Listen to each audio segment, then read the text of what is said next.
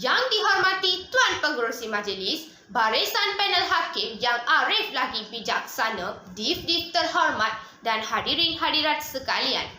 Salam sejahtera.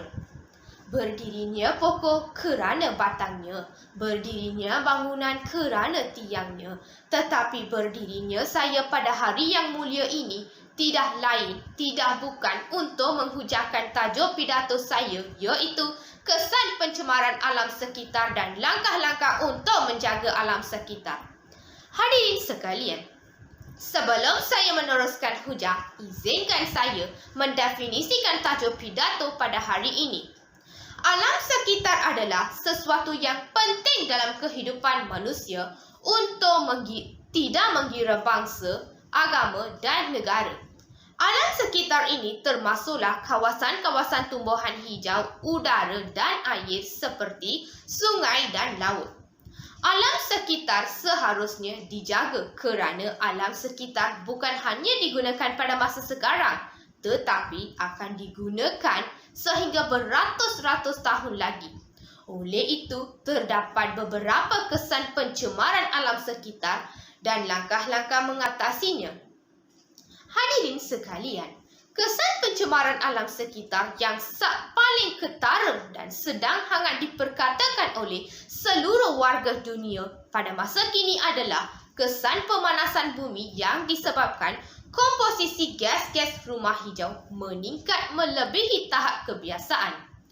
Kenaikan suhu bumi disebabkan oleh pembebasan gas-gas karbon dioksida yang terkumpul di dalam udara.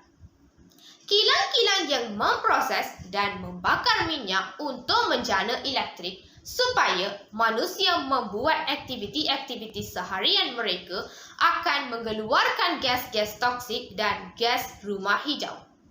Gas karbon dioksida yang terlalu banyak menyebabkan haba di bumi terperangkap dan akhirnya suhu bumi akan meningkat.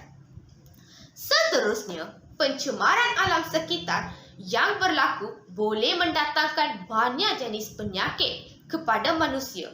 Hal ini kerana alam sekitar yang kotor akan menyebabkan pelbagai jenis serangga yang membawa penyakit seperti nyamuk AIDS dapat membiak dengan lebih banyak. Umum mengetahui bahawa gigitan nyamuk AIDS ini boleh menyebabkan penyakit demam denggi, manakala udara yang tercemar pula akan menyebabkan masalah pernafasan seperti penyakit asma.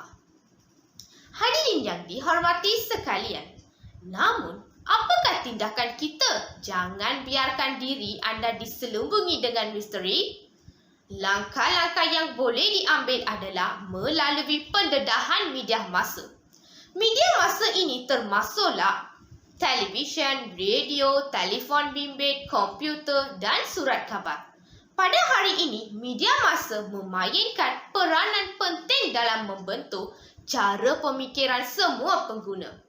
Media massa kini perlulah lebih banyak memberi maklumat tentang isu-isu pencemaran alam sekitar, terutamanya dalam siaran-siaran di televisyen.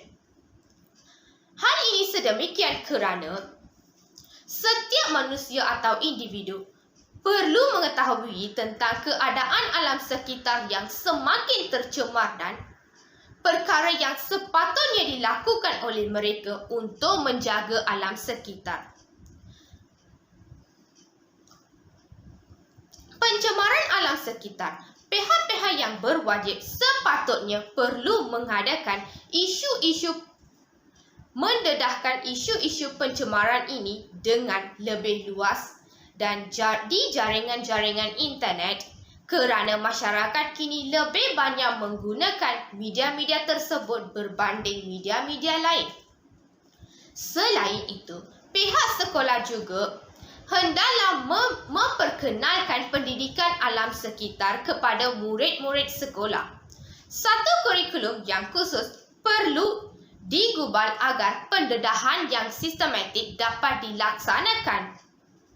Kurikulum ini boleh diselitkan dalam mata-mata pelajaran lain dan boleh juga dijadikan mata pelajaran khusus.